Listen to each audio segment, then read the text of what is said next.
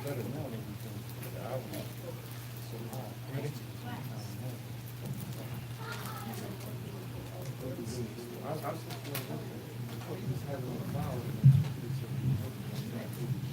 الله الرحمن الرحيم الحمد لله رب العالمين والصلاة والسلام على رسول الله وعلى آله وصحبه وسلم تسليما كثيرا أما بعد السلام عليكم ورحمة الله تعالى وبركاته. Tonight's lesson is going to be on Siratun Nabawiyya, the prophetic Sirah, life and times of our Prophet and Messenger sallallahu alayhi wa sallam. Reading from HadithDisciple of Nawawi, rahimahullah, may Allah have mercy upon him. We reached the chapter that says, Faslun fi mu'jizati Rasulillahi sallallahu alayhi wa sallam. The next chapter, we talked about the Prophet's description, what he looked like, what his character was like, those who served him, helped him, so on and so on and so forth. A very important aspect of the Sirah is to know that which is called, or to know about that, those things which are called mu'jizat. Mu'jizat. And you could render that term into English to mean miracles. Miracles. Or paranormal signs. Supernatural events. Phenomena.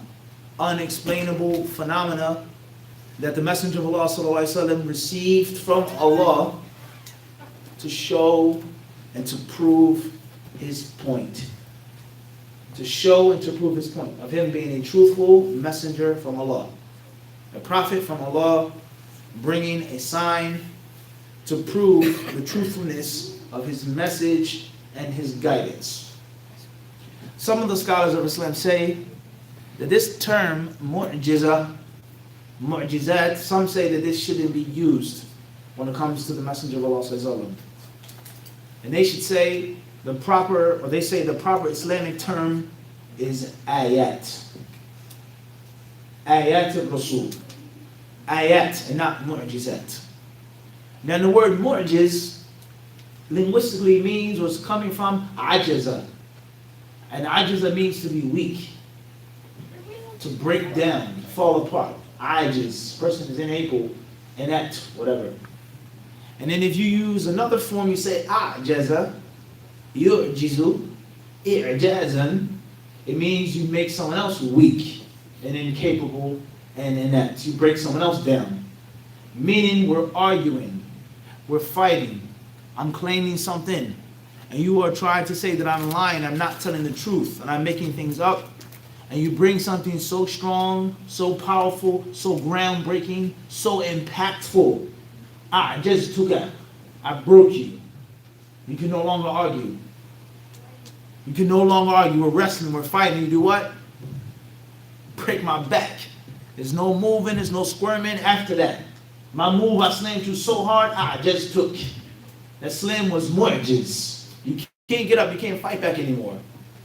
So a mu'jiza is a sign pertaining to two people, two parties. We're fighting and arguing. You're lying. You're not telling the truth. Oh yeah? Boom. Or whoosh. Or whatever sound effect comes. And what is a mu'jiza? A miraculous, supernatural thing that silenced the argument, silenced the doubt, silenced the criticism. Everyone understand this? So some scholars, they say that the correct terminology is ayat. And you don't say miracles of the Prophet or these types of things, mu'jizat, but you say ayat, signs of the Prophet. Now, the meaning of mu'jiza, what it entails, what it includes, similar to ayat, signs, in light of or in front of people who are belying, rejecting, denying, disbelieving in what he's saying. But they say there's a subtle difference. And they say anyone can bring a mu'jiza, a sahir, a sorcerer, a wizard, a magician, a master trickster can bring a mu'jiza, something to silence the people. Oh, you see that? He disappeared, he vanished, whatever the case may be. But it's a true sign, an honest sign that's from Allah, not from the help of demons and devils, is called an ayah. Right? So that's FYI. Obviously, that's not the opinion or the view that Nawawi took when he wrote this. That's what other scholars say. And those are some of the reasons, or that's one of the reasons why they say that. Moving forward, Nawawi rahimahullah ta'ala says, لِرَسُولِ اللَّهِ صَلَّى اللَّهُ عَلَيْهِ وَسَلَّمَ مُعْجِزَاتٌ ظَاهِرَاتٌ وَعَلَامٌ مُتَظَاهِرَاتٌ تَبْلُغُ أُلُوفًا وَهِيَ مَشْكُورَاتٌ. He said that the Messenger of Allah alayhi salatu wasalam had many plain, manifest mu'jizat, miracles, many of them, countless, mutadahirat, of endless number, so many signs, so many powerful signs that Allah gave him to silence his doubters or critics or those who belied him, etc. Everyone understand this? And he says in these ayat or these mu'jizat are mashhurat, famous and well known. Famous and well known. So before we continue reading, the question is, why does the messenger need an ayah or a mu'jiza, something that's miraculous? Why is there something needed to prove that this person is truthful and honest? Something that's tangible and palpable for the people to see, to touch, to feel, to smell, to taste, that proves that they're telling the truth. Why is that? And the second question is, does everyone who heard the messenger or who hears of the messenger, do they need that? Does everyone need to see he caused this and this happened and this thing happened and this was miraculous and this was supernatural and this was beyond that which is khaliq. It's beyond, it pierces the realm of normal reality. Why is that? What is it for and why is it needed? That's the question. To increase their faith. To increase them in faith. They already have believed, they've accepted and embraced it, and they see it, and what? It strengthens them. Okay? What else? Anything else? Fadal Yahi. To help the people that might not be, like that's on The border, the edge, shaky, doubtful, I think so, but this is a convincing incentive. It pushes me over. Right, okay? Anything else? Fadal. To set them apart from everyone else. To set him apart from everyone else. So he's special and unique. Tayyib, anything else? What about the clearest and the easiest answer for people who haven't believed yet? Not someone who's doubtful, someone who's a believer but they need to be strengthened or bolstered, set them apart, but people who are just kuffar and say we don't believe in him. But we saw this miraculous, supernatural, phenomenal thing happen. It can't come from someone who's making it up. It has to be from God Almighty. Methodin. Everyone understand this? So these are some of the wisdoms behind this. But everyone who believed in the Prophet ﷺ, and everyone who believes in the Messenger of Allah ﷺ, and everyone who's going to believe in the Messenger of Allah ﷺ, doesn't necessarily need this type of sign or proof or miracle for the clouds to vanish, or to have this vision, or to have this dream, or to cure this person, or to heal this person, in order for the people to believe and to accept. And the reason why I'm mentioning this is because it's very important with regards to giving da'wah, which is one of the main reasons why we chose this book and this subject, and relating the seerah to modern day da'wah. And many people, which is a major mistake in da'wah, is to give da'wah to everyone the same way. And to speak with the same rationale to every single person. There's some people you may have to talk about the scientific miracles in the Quran. And there are others who don't need that. They may not understand it, or they understand it, but they just don't care.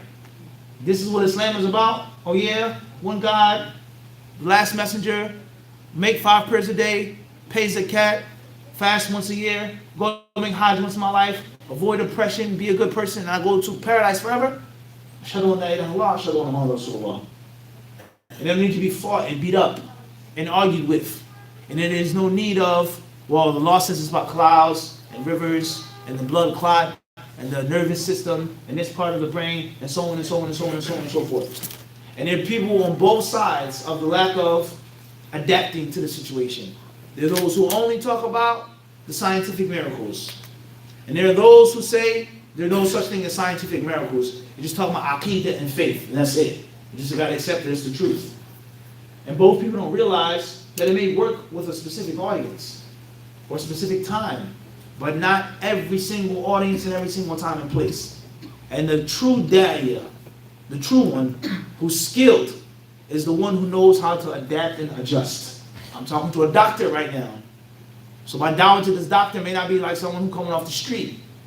Someone who's coming off the street is not going to be like someone who's a white-collar professional versus a blue-collar professional. Someone of this ethnic background, this racial history, this act, this oppression, this thing they went through, that thing, you have to learn how to adjust and how to speak to people based off of what their minds reach and grasp and understand. And what is the most attractive and compelling thing. Or it may be a time which is a fight and an argument. And you may have to jizuhu, break their back with the most lethal moves that's effective on them. Oh yeah, really? Such and such and such and such and such and such. And not just sticking to one mold. And this is all included in ala basira. Allah says, Khud hadihi sabili, say, O Messenger, this is my path. I call to Allah, those who follow me, they also do the same thing. And our dawah is upon basiratin, insight, in which you know that this person is not like that person. And what worked here won't necessarily work what? There.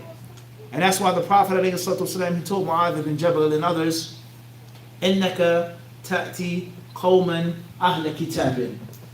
You're going to people of the scripture. In other words, they aren't the mushrikun of Mecca. They're not the mushriks of Mecca. Their only hujjah, their only proof and evidence is our fathers did it. That's it. We can't disrespect our ancestors. We can't do other than what the old Arabs did. That's the only reason that we say that we're still upon our deen and we won't accept their deen. But these people are Jews. They have a lineage and a rich heritage of ilm, civilization, knowledge, books, scriptures. So much so that Allah subhanahu wa ta'ala, even to this day, in the Quran, Allah calls them what? Ahlul Kitab. And the Kitab, by Allah's permission, has been distorted. Things have been omitted. Things have been added. Things have been changed. They put the word of the wise men, the righteous men, into the words mixed with the words of God. And how many languages? Hebrew, Syriac, Arabic, Aramaic, so on and so forth. There's so much. And the Christians and the Jews themselves, they do not believe, specifically the Christians, specifically, that the Bible and the gospel is the absolute word of God. It's just not a fact. They'll tell you, no, there's disciples have said this, John the Baptist, this one said that, this one said that. It's a mixture. And the other religions as well. And the Muslims are the only people of faith who believe that their book is the absolute word of God Almighty. Letter and meaning. And other faiths, they'll tell you this was sent down by God or the gods. And this interpretation came from this disciple and this guru. And he added this. It's a holy book. But the Muslims believe that everything is from God Almighty. So therefore, if you're speaking and talking to these people, Allah calls them Ahlul Kitab. It's an honorific title. And at the same time, it also proves something very bad and ugly, whereas they had the Kitab and they didn't accept the last and final messenger. But the bottom line is they're not the mushriks of Mecca. They're not just ignorant and blind following their forefathers. Rather, their forefathers were prophets and messengers. So be prepared. Be ready. And don't give da'wah to the people of Yemen like you gave da'wah to the people of Mecca. Preparation, formlessness, as we say. Formlessness, to be formless, depending on the situation. So this is from the wisdom of this and da'wah, these signs that the Messenger of Allah received. And everyone doesn't need a fight. Everyone doesn't need a miracle. Everyone doesn't need scientific proof. Everyone doesn't need to hear about this mathematical equation found in the Quran and this cure. Everyone doesn't need that. Some people need a basic, simple reminder. And there are others who do need that type of proof or that type of debate or argument. So let that be known. Nawawi rahimahullah ta'ala, he says, فَمِنْهَا, he says, from the Messenger of Allah sallallahu alayhi wa sallam's mu'jizat, al-mu'jizatu al-zahira, والدلالة الباهرة لا يأتيه الباطل من بين يديه ولا من خلفه تنزيل من حكيم حميد الذي أعجز البلغاء في أفصح الأعصار وأعياهم أن يأتوا بسورة مثله ولو استعانوا بجميع الخلق. قال الله تعالى قل لئن اجتمعت الإنس والجن على أن يأتوا بمثل هذا القرآن لا يأتون بمثله ولو كان بعضهم لبعض ظهيرا فتحداهم بذلك مع تكاثرهم وفصاحتهم والشدة عداوتهم وإلى يومنا هذا. He says the first of the Messenger of Allah's signs his miracles, quote unquote, is that which is plain and manifest. And that is the miracle from which or towards no falsehood can ever approach. No falsehood comes near it, front or from behind. No mistake, no error, no trickery, no made-up interpretation. There's no falsehood that can come close to it. And we all know what that is, and that is revelation from Allah who is all wise and all praiseworthy. That miracle, A'jaza, he says, that is broken the backs of the bulagha, the eloquent men, the men who took pride in the spoken word, who took pride in poetry, who took pride in memorization, and took pride in being wordsmiths. A wordsmith, a master, highly skilled poet. And you come to him with something which he cannot conquer or top or trump. He can't come close to it. He's going to at least give you his respect. There's no question about that. And that is why the Prophet was sent with the Quran to the Arabs. Musa alayhi salatu, his main mu'jiza was, of course, he outdid and overpowered their sihr. Because at that time, Egypt was a time and place of sihr. And they took pride in sorcery. And Pharaoh had those sorcerers and those magicians or wizards in his court. And they were close to him. He said this: if you beat him, if you win, will we receive an ajr, will we receive a reward? Qala na'am. He says, yes. And you'll be from the muqarrabeen. You'll be close to me if you can beat and outdo Musa. So Allah Azza wa Jalla, he gave Musa tis'i ayat, those 9 signs. Allah talks about them in the Quran. Throw in the staff. Don't be afraid. Grab it. Take it back. سَنُعِيدُهَا سِيرَتَهَا الْأُولَى. We'll take it back to a stick or a staff. Huh? What is in your right hand? And Allah Azza wa Jalla talked about his hand. تَخْرُجَ بَيْضَاءَ. Your hand will come out white and pale, without no illness or sickness.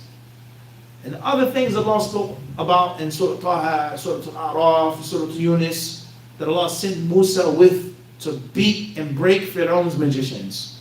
Everyone understand this? Isa alayhi salatu wasalam was sent with many miracles and signs as well. And from them was curing the leper. Curing those who couldn't speak, those who were blind. Because at that time, in that place, that was the main thing. Even to this day, many Christians and Catholics, when a person is to become a saint, he has to prove that he can cure someone. The Pope, he says he brushes this one's head and he touches this one. What's wrong, my son? He wipes his forehead and he wipes his back. And he's the Pope. He's a holy man. So on and so forth. And the Prophet said some time and place, the people took pride in what? In lyrics. You understand? This is not something foreign or special to the modern age, Philly or New York. It's reality. They took pride in the spoken word. That was their honor and their dignity, was the law, speech, and more specifically, poetry. So it's only befitting for the Prophet to bring a piece of language to them. Something that was so common to them, yet at the same time so uncommon. So familiar but unfamiliar. Alif, Lam, Mim, Sad. What does that mean? What does that constitute? Those are the letters that you use, that you write with. Alif, Lam, Mim, Sad. Explain why they're in the beginning of this surah. And what do they mean? Why Allah chose them. So the Prophet ﷺ, he was given this message. He was given this sign. And he was put on a mission to battle with them. A contest. Who can win? Let's make a bet. If you can bring one surah like it, 2 surahs, 10 surahs, a whole book, if everyone helps each other out, supports each other all at once. And obviously they couldn't what? They couldn't do that up until this day. Nowhere in Allah, he says, it made them weak and incapable. They couldn't do it. There's no way that they could win. As Allah told us in the Quran, Qul. Allah says if the humans and the jinn came together and they congregated and united to bring not something better than the Quran, bimithlihi, similar to it, just equal. Your verse don't gotta be better than mine. But at least what? Match it just a bit. You can't be whack. Everyone understand this? Right? Right? We understand the culture here? A posse cut, right? 7 MCs, 9 of them. Right? Of course, some are going to outdo others. Some are more talented than others. Right?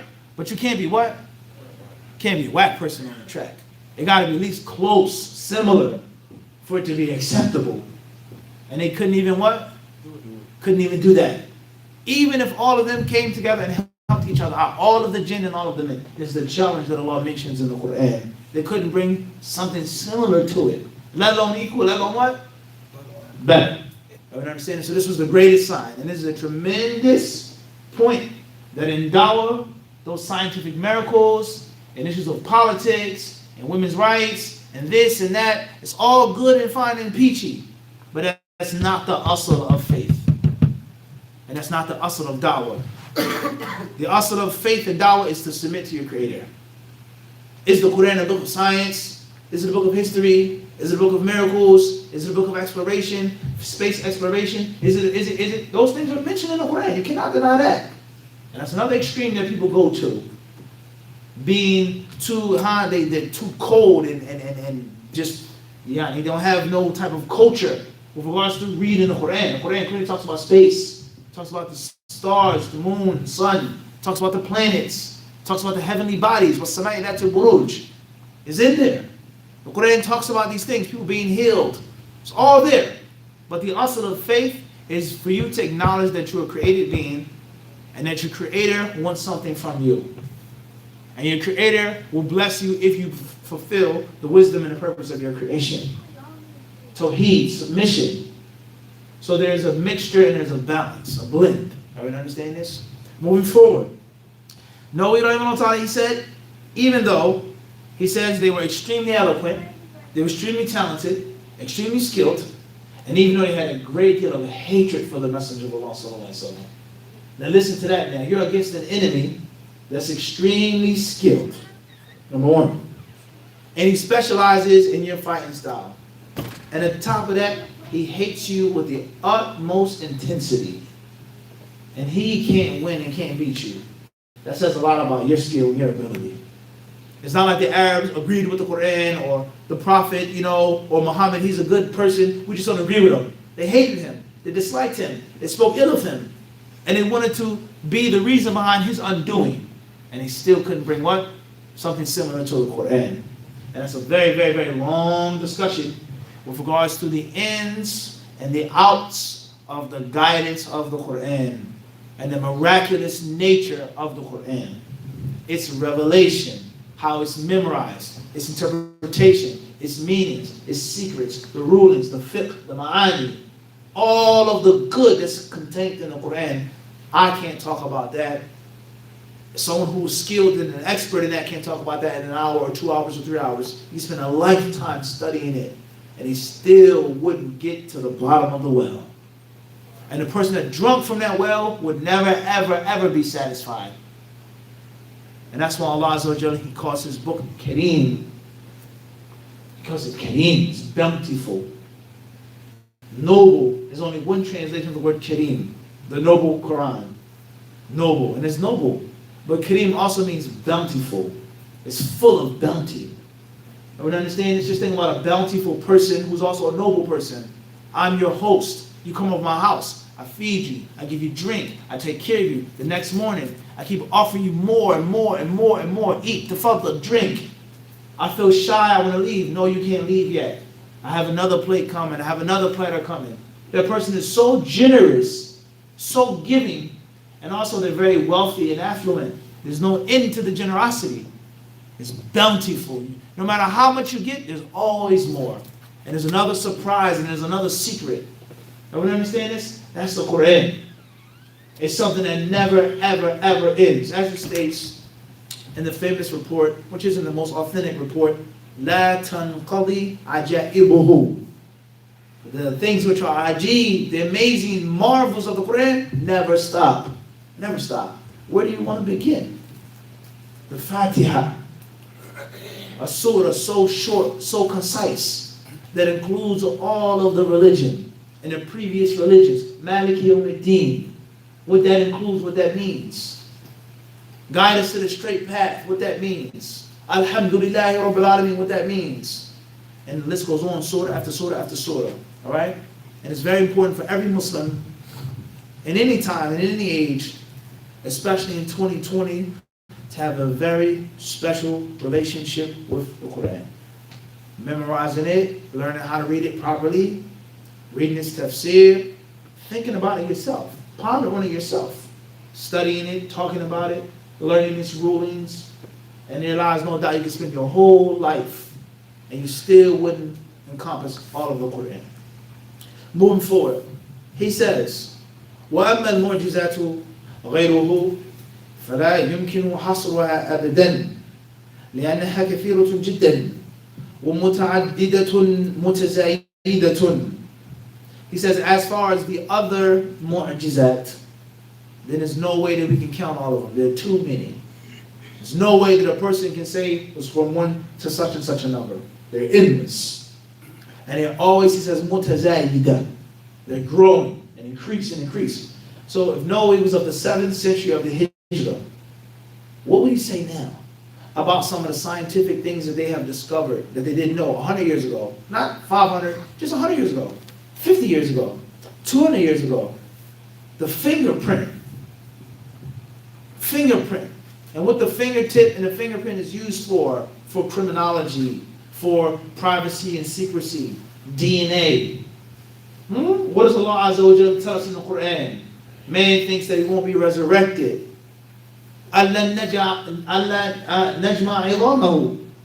He says that we won't be able to put his bones together. We won't be able to put him back together when he dies, he goes into the ground. Allah says, Bala, nay, rather, qadirina ala. Allah says, we have the power to do what? And nusawiya? Bananahu. His digits. Think about that. Every human being has their own specific fingerprint. Think about DNA. Think about the higher you ascend and the higher you are from above sea level. What happens to the air? What happens to the oxygen? كَأَنَّمَا يَصَعَدُ فِي السَّمَاءِ, Allah tells us.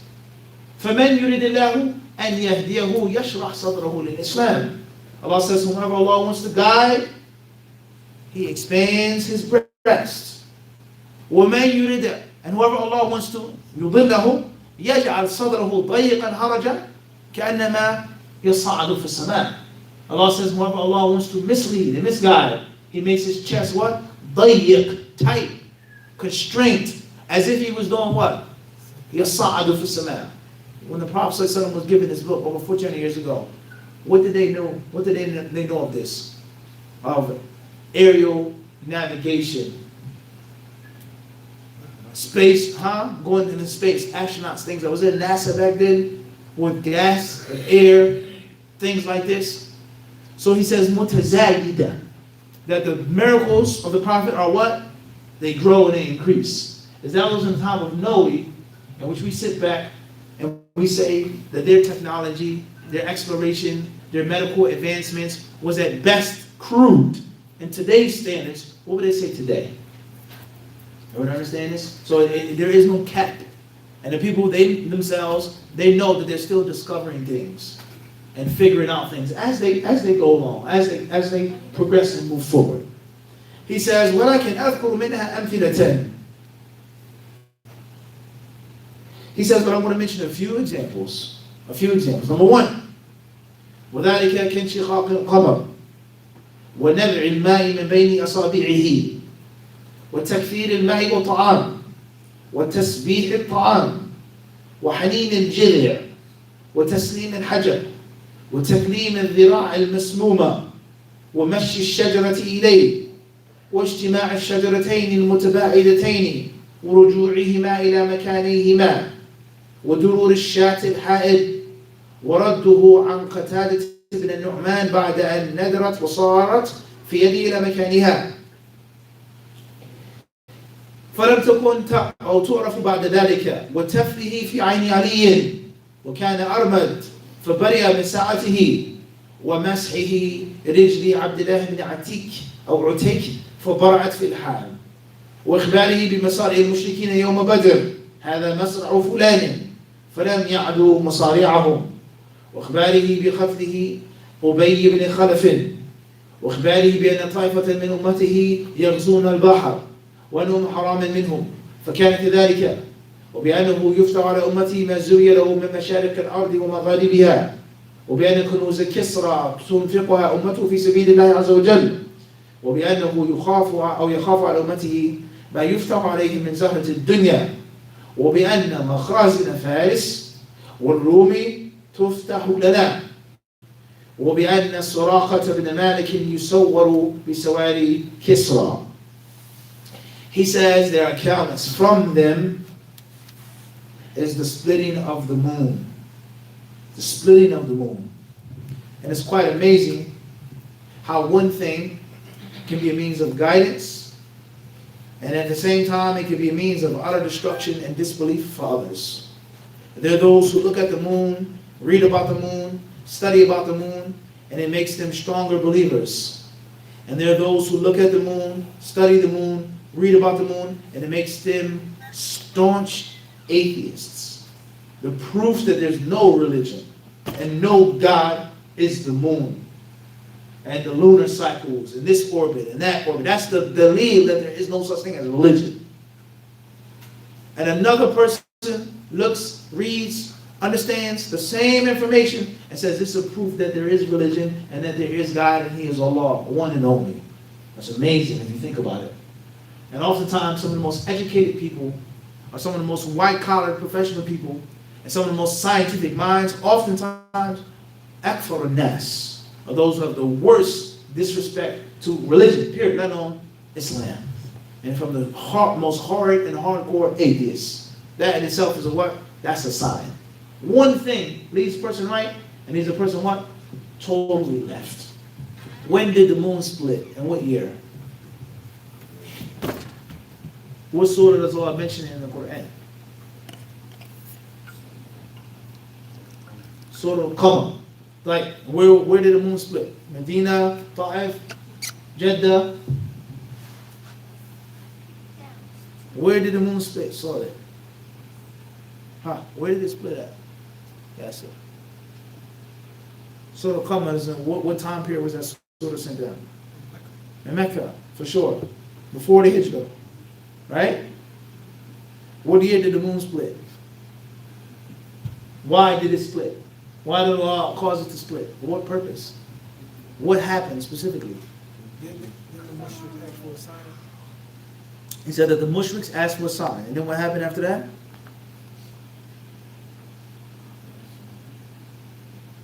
He split it, but I'm trying to, I think they asked like show him a sign or General information won't suffice. And man, Muslim family center. They said it's magic. Anything else? That's all we got. Moving forward. He says, وَنَبِعِ الْمَاءِ مِنْ بَيْنِ أَصَابِعِهِ, and the day in which the water poured forth and sprang forth from his fingertips. From his fingertips, alayhi salatu wasalam. When was that? And where was that? Mecca or Medina? Why and how? Moving forward. وَتَكْثِيرِ الْمَاءِ وَطَعَامِ, and having a little bit of water and a little bit of food become an abundant amount of water and food. And the Sahaba didn't have much. Also, he says, وَتَسْبِيحِ الطَّعَامِ, and the food saying Subhanallah. Just stop and think about that. Imagine that. You're going to eat, and the food is saying what? Making tasbih of Allah. Moving forward, he says, وَحَنِينَ الْجِدِرِ, and when the stalk of the date palm tree cried and wept, it moaned. When was that, and where was that? Mecca or Medina? When was Jum'ah legislated? Very important issue now. For one thing, you learn what? How many? 10,000 things, myriad things. Fadli akhi. Jum'ah was legislated in Medina, he says. When was it legislated in Medina? When? In the beginning? Or towards the end? Surah Jum'ah is definitely a what surah?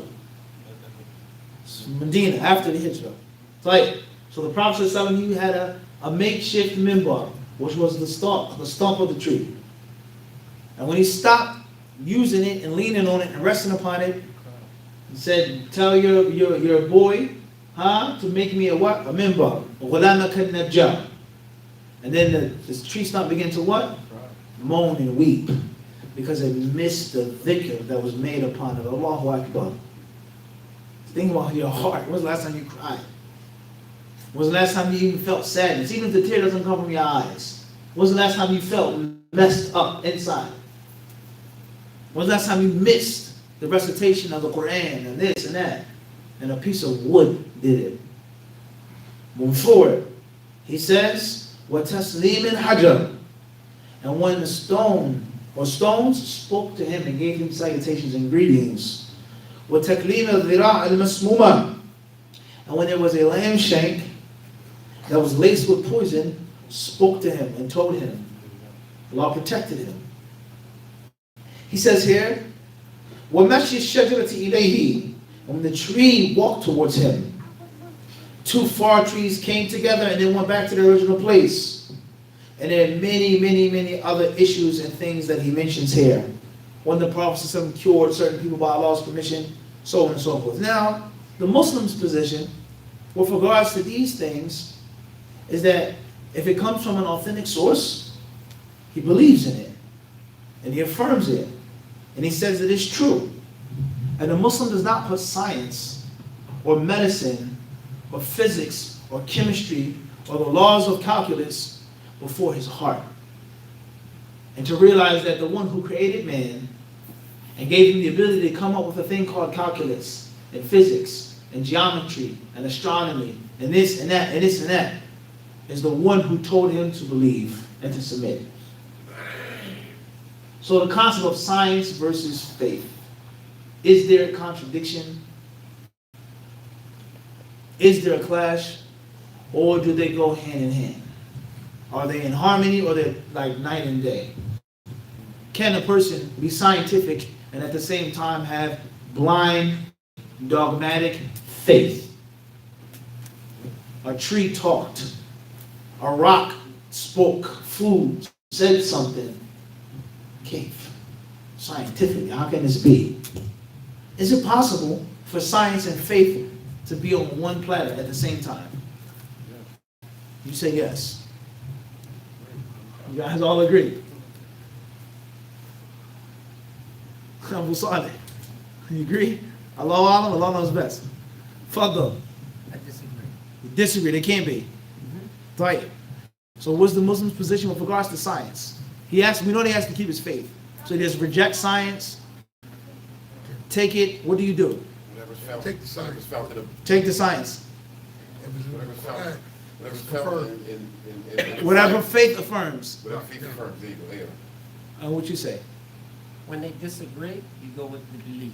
When they disagree, Yeah, you like- go with the faith. If the science, if the belief can't be backed up by the science, you go with the belief. You don't go with the science. So one is superior to the other, like right hand and left hand. Absolutely. It's a balance, but one hand is stronger, more dexterous than the what? Than the other hand. Tayyib? Clear? Tayyib. All right, that's one way of looking at it. Another way of looking at it is not to accept the fact that there's a clash. And that there are many things in science which are deemed as what? Unexplainable. Deemed as being phenomena. It doesn't go with the normal theory. It's not upon how normal things are, right? X-Files. There's no explanation to it. But the people saw it, they were there, and then what? It happened. We saw it with our own two eyes. And there's no modern day explanation for it. That's another way of looking at it. It's not even accepting the fact that there has to be a what? A clash. Everyone understand this? However, if you read the history, not just of the Muslims and philosophy and rhetoric, but even read the history of the Christians with rhetoric and philosophy and the church and how science and certain types of exploration, these things were what? Toxic and venomous to the Christian faith. And many great explorers and thinkers and writers and philosophers had to perform their experiments and their theories in what? Total hiding. So the concept of religion and science, free thinking, it's a very long discussion. Everything which you brothers mentioned, faith comes first and faith comes last, for sure. We don't reject things that are clearly there, because the Quran talks about science what? As well, as we've proven. So there can be a clash, and there is a balance, and there is a harmony.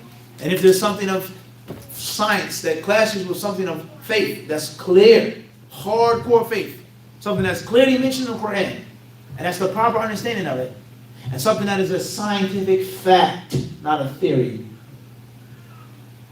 then you say you take the faith.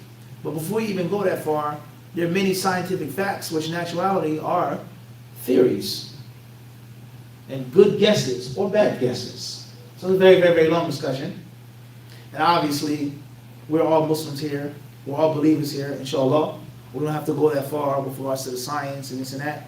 But we all know in the world today, your son goes to college, your daughter graduated from college, this professor, this YouTube speaker, this YouTube personality. It's a huge, huge, huge controversy. And just like any other issue, there's going to be three groups. A zealot on the right, the zealot on the left, balanced and moderate in the middle. So there's some people who totally reject and deny anything scientific, anything mathematical, anything, no, faith, and that's it. Jew, Muslim, Christian, whatever it is. And then there are others who say the opposite. There's no such thing as faith. Faith doesn't make sense. And all of these supposed miracles are ridiculous and silly. A rock talking, a tree crying. And they were all done, or claimed to have been done in a time in which the advancements of science was what? Nothing like how it is today. And then there are those who take the balanced view that you brothers what? Mentioned. Well, that's one thing. We're talking about non-Muslims, or we're talking about ignorant people. But if we have someone who's supposed to be a learned person, man or woman, doctor, scholar, whatever title or honorific term a person has, and they're claiming that there's a major clash, and this isn't true anymore because of faith, or because of science, and this and that, obviously the general people are going to what? They want to suffer. They want to suffer like the people are suffering today. That's a very, very, very long discussion, and that's the only thing that I want to mention about that right now.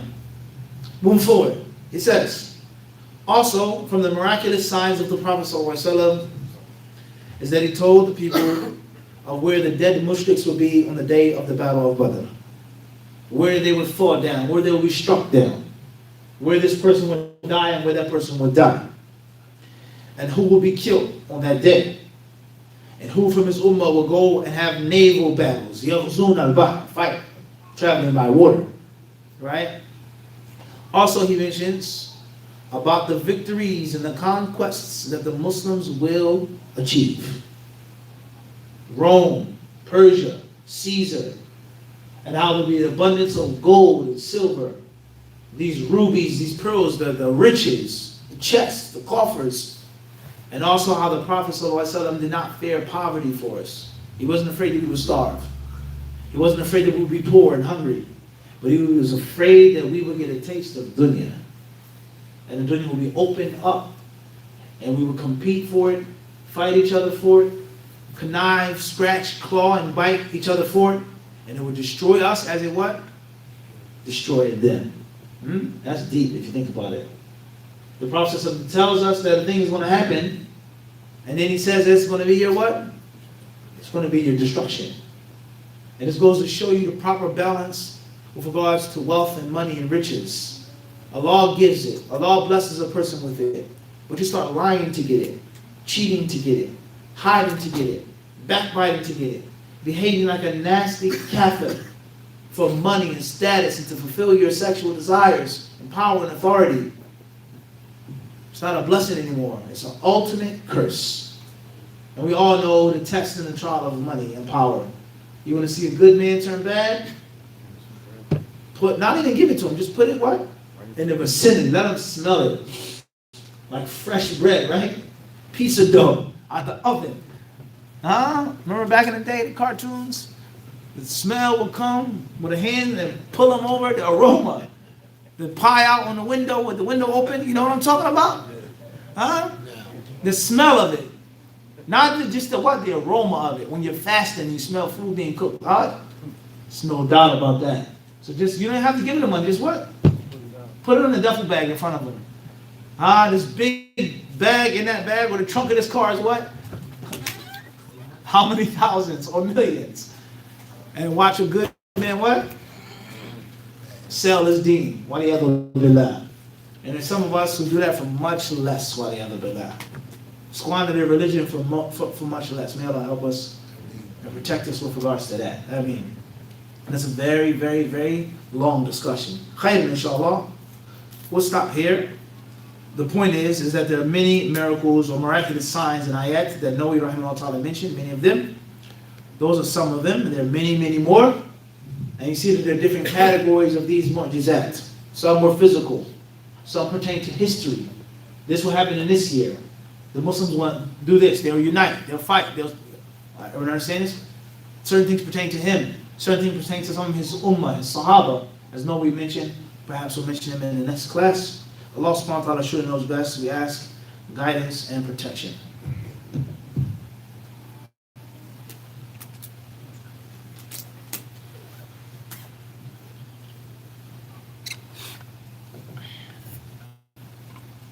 The brothers and sisters have any questions here? Fadl ya akhi.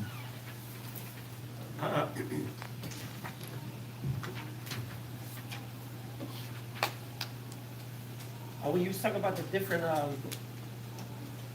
different types of how a person gives dawah, and if a person gives dawah in a way that is deficient, like he's clearly speaking in a way to the person, like for instance, he's speaking to a doctor, but he's speaking slang. He's trying to talk in a slang manner. Is he accountable for that? Is he accountable for him giving it in a bad way? And is the person accountable for not accepting it because it was given to him in a way that just wasn't conducive for his intellectual level? Crystal clear. Question regarding someone who gives dawah in an inefficient or deficient manner.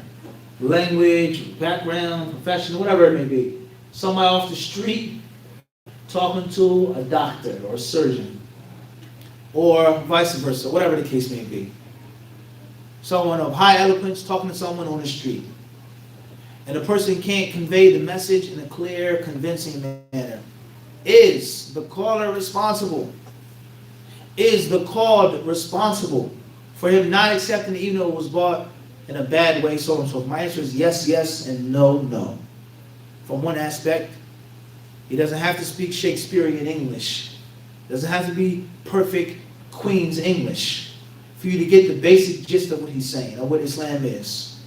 So from one aspect, the doctor or the professional is held responsible.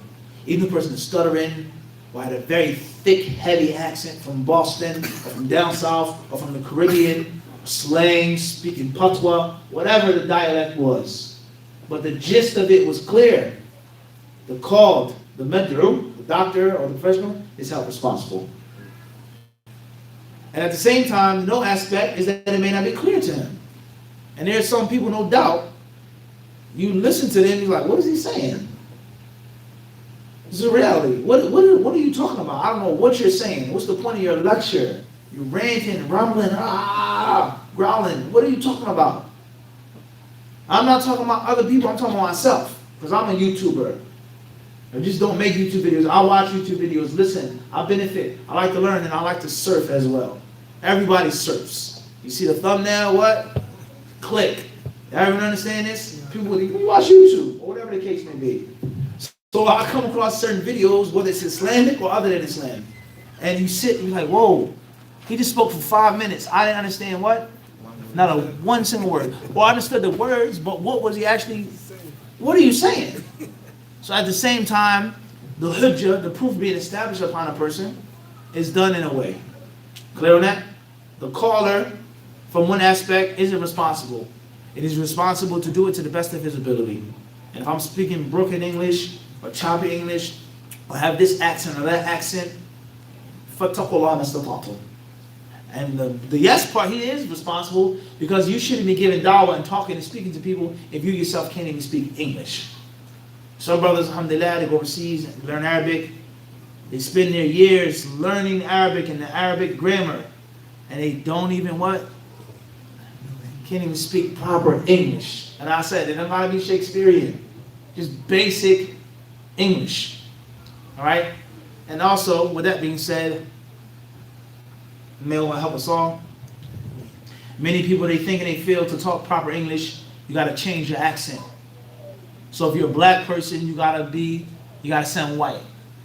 If you're a white person, you got to try to talk black if you're talking to black people. If you're American, you got to talk British. And that proves that that's proper English. That's utter stupidity. Proper eloquence has no color. Has no color.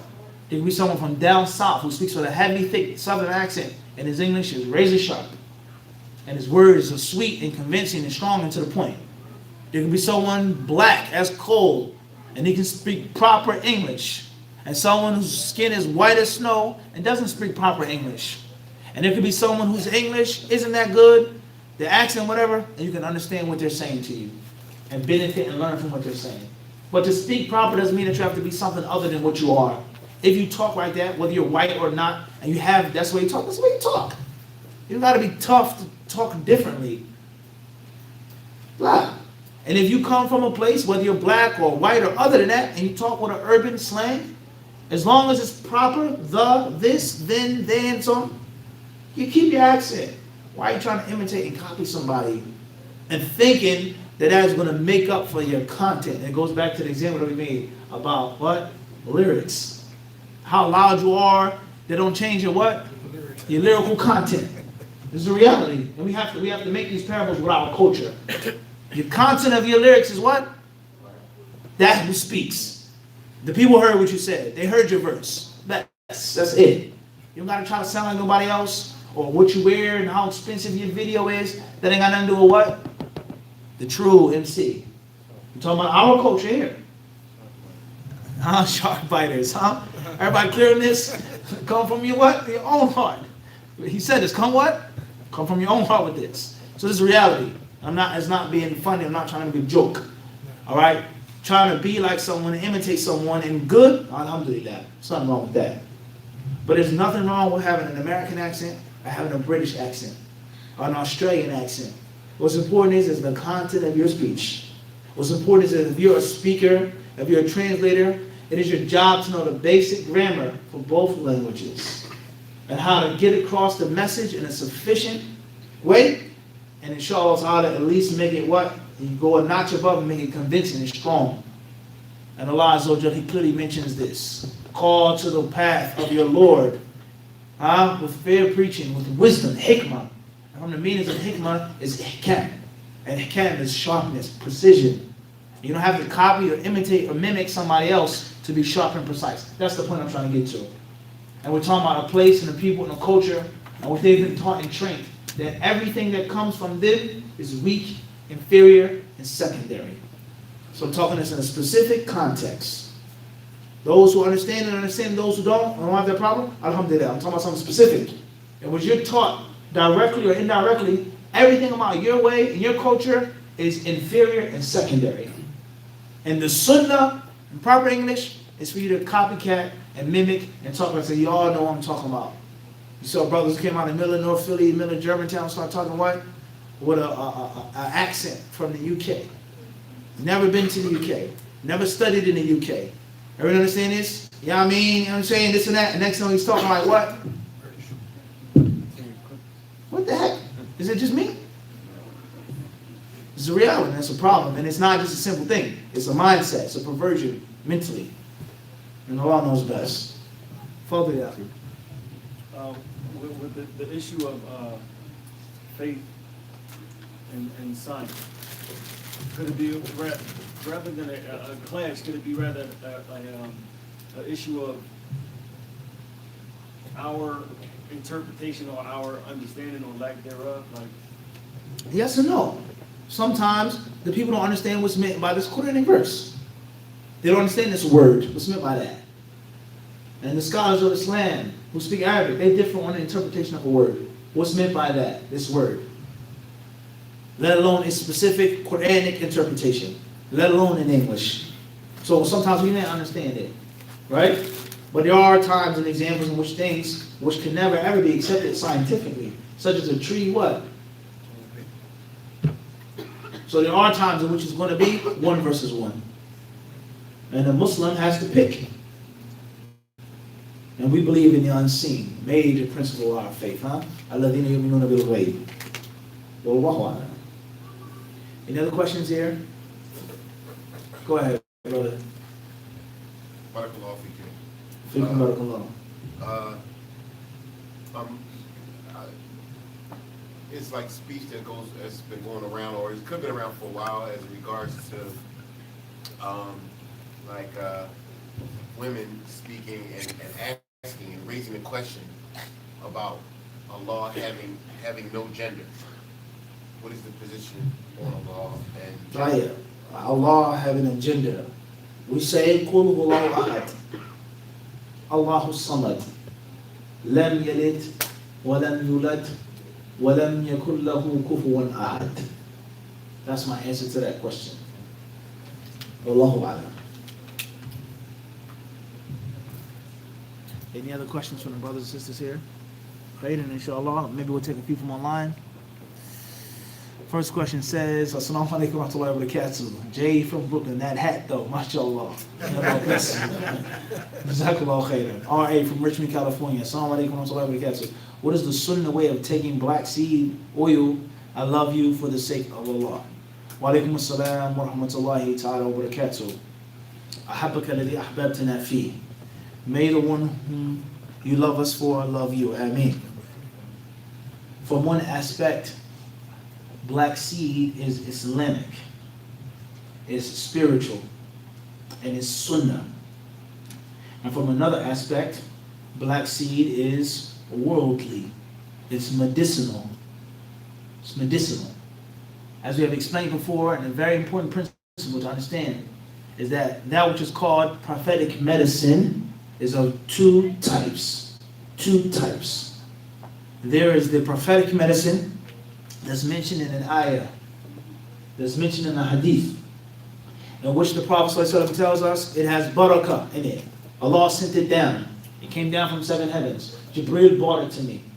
It is a cure, the best thing to use, so on and so on and so forth. And then there are other aspects that the Prophet ﷺ used, did, took, avoided. That was the customary, well-known practice of 5th, 6th, 7th century Arabia. Things that they came up with, things that they were inspired with by Allah long time ago, things they got from the Greeks, the Persians, the Abyssinians, medicine, in which there's no specific spiritual and religious connotation in it. So the Prophet, he informs us in his authentic hadith about the virtue of إِنَّ هَذِهِ الْحَبَّةَ السَّوْدَاءَ. A hadith says this black seed, right? Whether that's a mustard seed, whether it's shuniz, and whether it's other types of seeds, is a cure from all sicknesses except for old age and or of death. So the Prophet is telling us that there's something special about this seed, no doubt about that. But do we have other hadiths in which the Prophet tells us how to take it, to eat it? The Prophet himself took it like this. He ground it up. He put it in a tea. He made an oil out of it. We don't necessarily, or we may not necessarily have that. So the spiritual barakah essence now is going to go back to the what? The medicinal. You're going to have to ask those people who have expert knowledge of those types of medicine, holistic, so on and so on and so forth, of the proper way of what? Taking black seed. In general, let alone for every person. A pregnant woman versus someone who's not pregnant. Someone who's thin versus someone who's big. Someone who's older versus someone, it differs. And obviously there are different ways of taking medicine. Once, I had a classmate in Medina, a brother named Shamsuddin. He was Jordanian, but he's originally from Palestine. Remember Shamsuddin? Very beautiful brother, right? Remember his house, his father, his brothers. So he was in my class in the College of Hadith. And he had a very beautiful character, mashallah. He was a good student as well. And he asked me to come over his house and teach his little brother English, and to help tutor his little brother English. So I agreed. Side job, make some extra money to survive, so on and so forth. And this is my classmate, let me help him out. So we go over his house once or twice a week. I met his father. His father fell in love with me. Very good family. We all, mashallah, was beautiful. Everything was good. His brothers, everything. So one day, he's sitting around and he had some honey. And he said, Sheikh Muhammad, he says, this honey that I have here, it may not be the best honey. It may not be the top quality, the sidr, the summa.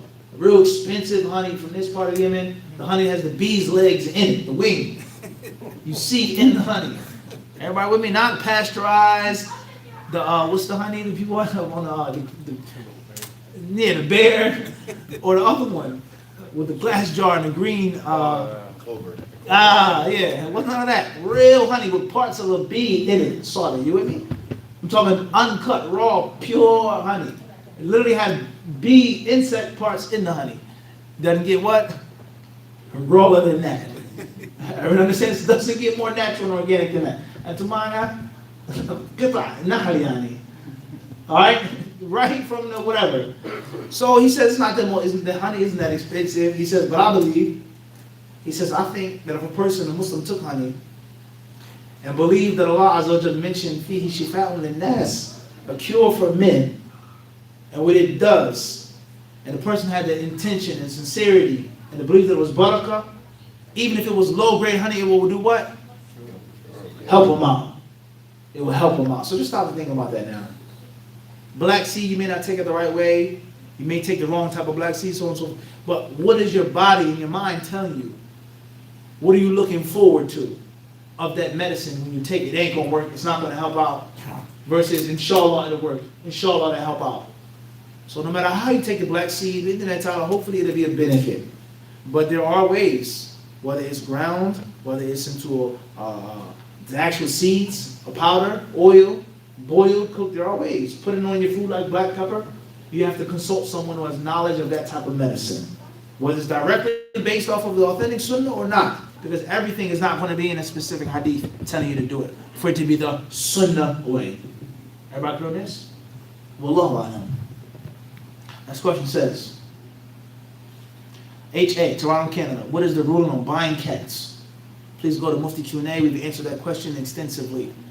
I mentioned the speech of the people of knowledge and their difference of opinion with regards to buying and selling cats. In brief, there's a hadith in Sahih Muslim in which the Prophet ﷺ naha an bay'i sunnah. The Prophet forbade the selling of felines. So that's the safest thing to do, not to buy a cat or to sell a cat. Do all of the ulama agree on that ruling? We've explained that in the answer. What's important is if you don't have to buy the cat, don't buy the cat. But oftentimes you go to the shelter, you have to give some type of fee. Is the fee buying the cat? Not necessarily. The cat is free.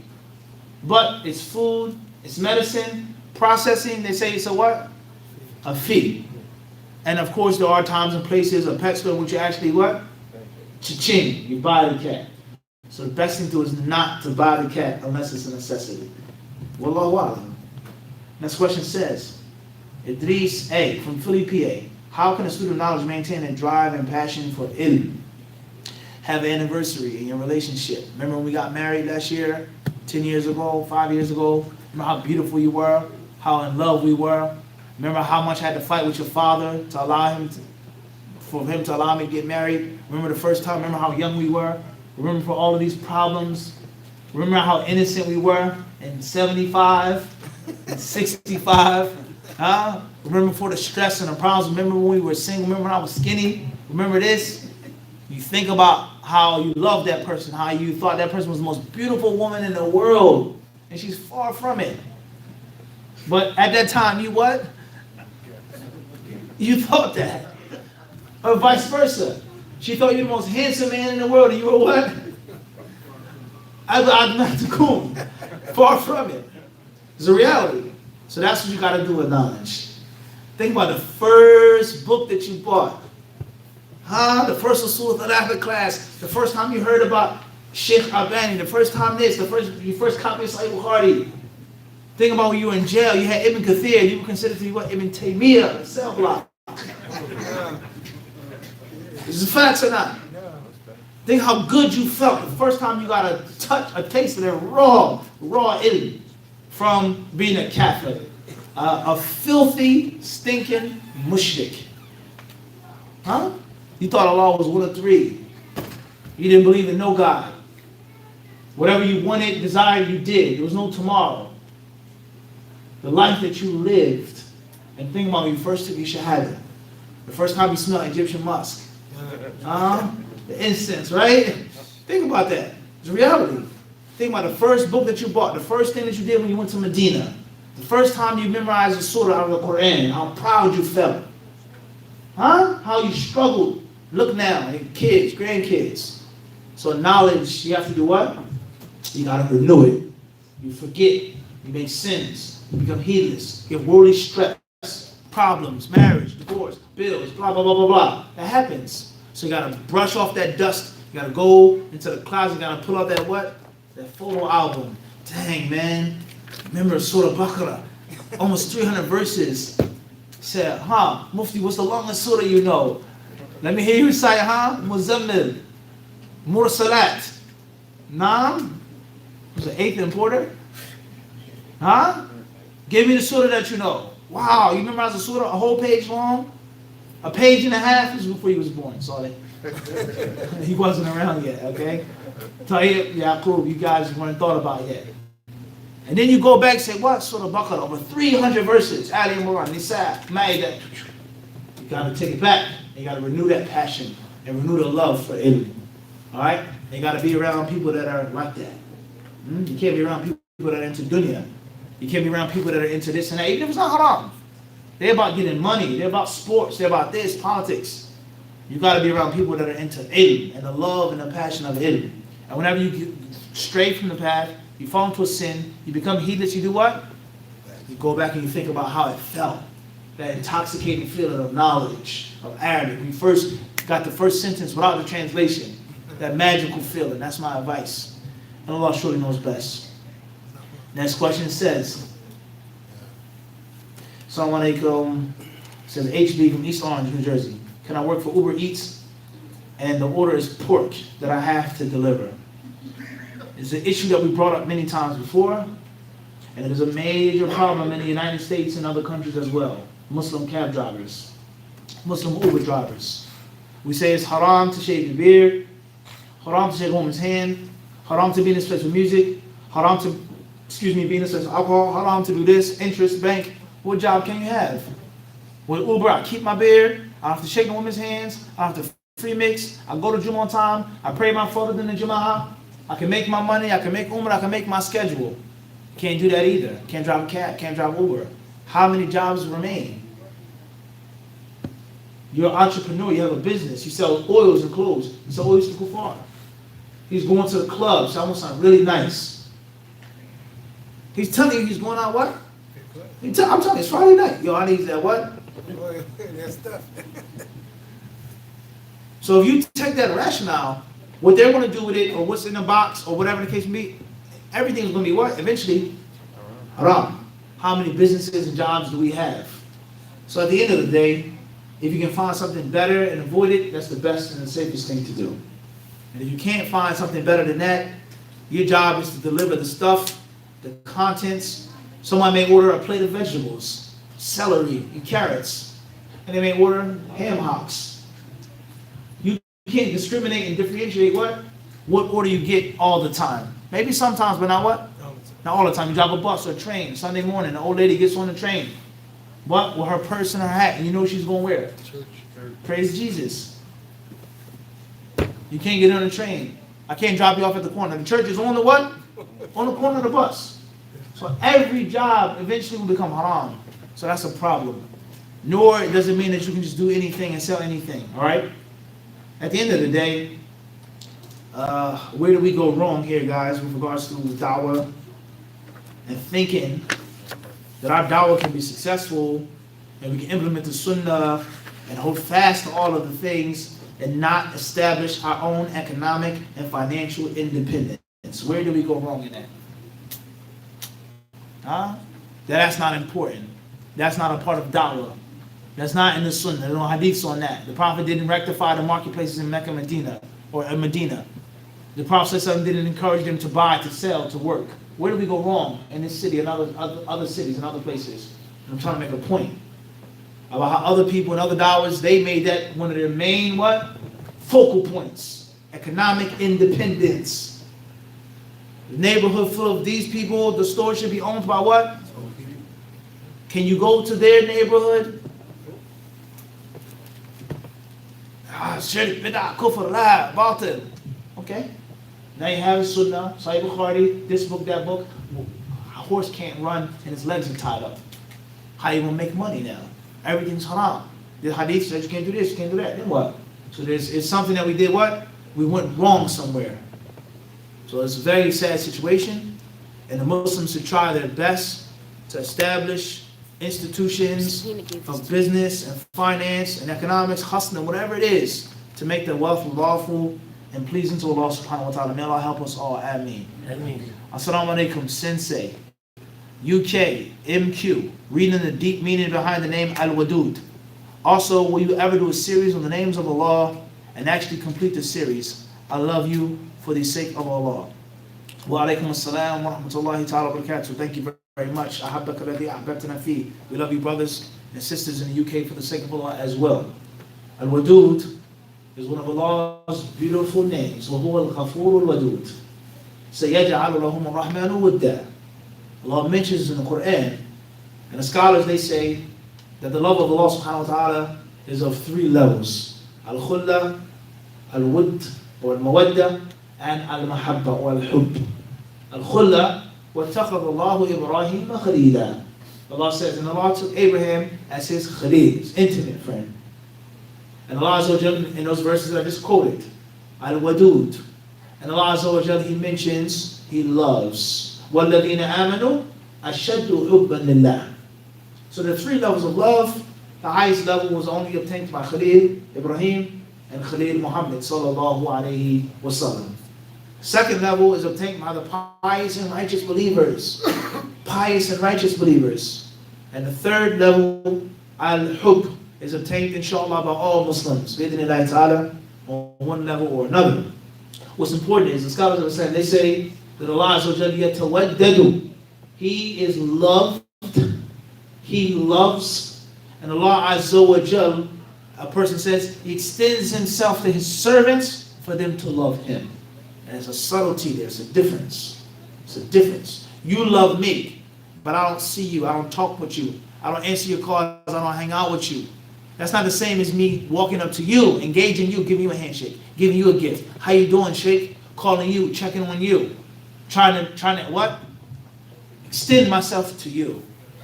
Everybody understand this? So these are some of the subtleties of that name, according to what the ulama of Islam mentioned. And Allah surely knows best. As far as the series on Asma wa Sifat, bi'idhnillahi ta'ala.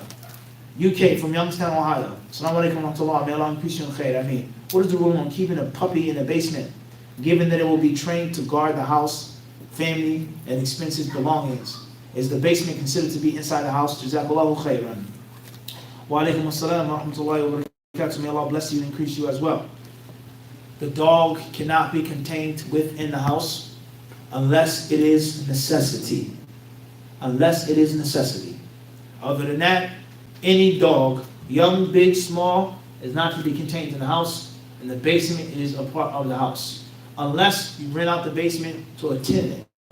If you had an illegal firearm, or some narcotics, or tobacco, or something else that was against the law and legislation where you are, and the ATF or the FBI or the detectives kicked in the door, and they searched the house, and it says check the basement, and they found your stash of guns or drugs or alcohol, you'll be what? Because the basement is a part of what? Your house. The attic, yard, it's all your property. So that's a part of the bait. All right? It's impermissible to have that dog even if you have a noble intention and a permissible intention. And that is saying, is it even permissible to have a guard dog? It's a long discussion, yes or no, whether it is or whether you can or cannot, if you live in the city. Al-Muhim, don't keep the puppy in the basement. If you own the dog and you're trying to raise it and breed it, question number one, is it permissible to do that? Or do you have to buy a grown dog, adult dog, or a tamed dog? Is it permissible to buy a dog? Thamin al-kalb, the hadith says. Right? Alright? Al-Muhim, I'm of the opinion, and Allah knows best, is that if it's a lawful usage of the dog, then it's permissible to buy the dog. And maybe even sell it, if it's permissible. Some scholars, many of them, they say that the hadith clearly says that the Prophet naha an thamin al-kalb. He forbade the profit of a dog. But there are ayats in the Quran, the hadith, they talk about the permissible usages of dogs. Hunting, sheepdogs, so on and so forth. So the question is, how do I get a good dog that's mu'allam, that's trained and taught off the streets? Dogs are expensive, it's pedigree. Some of the scholars, they say, tuhasiluhu tahsilan. Translate that to me. You just what? You just stumble what? You just stumble across the dog. You can't buy it. Absolutely. Tuhasiluhu tahsilan. You just what? Get it. It sounds good. Maybe in the 11th century, Kufa or Basra, but in the United States in 2019, 2020, you're not going to get a trained, well-bred, disease-free dog. Just what? Stumbling. So therefore, a person could say, if it's permissible to have, based off of the Quran and Sunnah, it's also permissible to buy it. Right? And another person, he may say, if it's permissible to have the dog, then I may have to train it. And the best time and way to train a dog is from? Everyone understand this? However, if you don't have to keep it in your basement, don't keep it in your basement. Make a house for it outside. Make some type of warm way or a kennel or whatever. That's the best thing to do. And Allah surely knows best. Last question tonight says, Assalamu alaikum. What response would you give for a non-Muslim or non-Muslimah who says, for when a non-Muslimah says she would take the Shahada, but she doesn't see any Muslimas going right? I would agree and I would disagree with her. I would agree. I can't deny the fact that you see Muslims going wrong. I'm doing wrong. I do wrong as a human. We have all types of Muslims who do wrong. That's a fact. But for you to believe that something is the truth, and to feel that something makes sense and is right, and you not to do it just because of what other people do, I think that's utterly foolish. And I think you're ignoring and abandoning some of your earliest teachers as a child. You throw a crayon at somebody in school. Teacher doesn't catch. Rafiq, who did it, he catches you. Pulls you to the side. Hey, why are you throwing a crown at such and such's head? I saw Rafiq do it. First thing the teacher tell you is what? What you? Rafiq jump off a bridge, you what? It's one of the earliest things you learn in school. There's no monkey see, monkey do. Just because people do something don't mean what? And the same applies to the opposite. So if you see people not doing the right thing, I'm not going to do the right thing now. That's stupid. That doesn't make any sense. And the wise man, we know that he said, it's better to light a candle than to curse the dark. It's better to light a candle than to curse the dark. So you take your shahada and you show the people what real Islam is. You be the candle in the light in the darkness instead of cursing the dark. It's dark, it's dark, it's dark. All right. Make a change. That's what I would say to that person. You got it or not? Sure? It's better to do what? To light a candle instead of what? Cursing the dark. And that's what many of us do. People are messed up. People are this. People are that. Fulana, this one, that one. All right, maybe they are. But what change are you bringing? What difference are you making? Oh, it don't matter. I'm a litter because people won't litter. And then 10 other people have the same attitude. And next thing you know, you have a whole city of trash. You got to make a difference. So that's what I would say to that non-Muslim lady. And I will also tell her and advise her is that taking your shahada isn't optional. You don't have a choice unless you have an option not to eat and not to drink. You eat from God's dominion, but you don't want to submit to Him and obey Him. How is that fair? Don't work like that. You know that the food is delicious and you eat it, and you know that He's one, but you won't submit to Him. You don't have a choice. There's no procrastination. I'm taking my shahada next year. You don't have an option. So that's what I would say to that non-Muslim person. And I will also say to them, for argument's sake, that's true, but that's not true. There are many Muslims that are doing the right thing. If you don't see them, doesn't mean that they don't what? They don't exist. All right? And Allah subhanahu wa ta'ala surely knows best. Sallallahu alaihi wa sallam wa barak ala abdihi wa rasulihi nabiyina wa imamina Muhammad.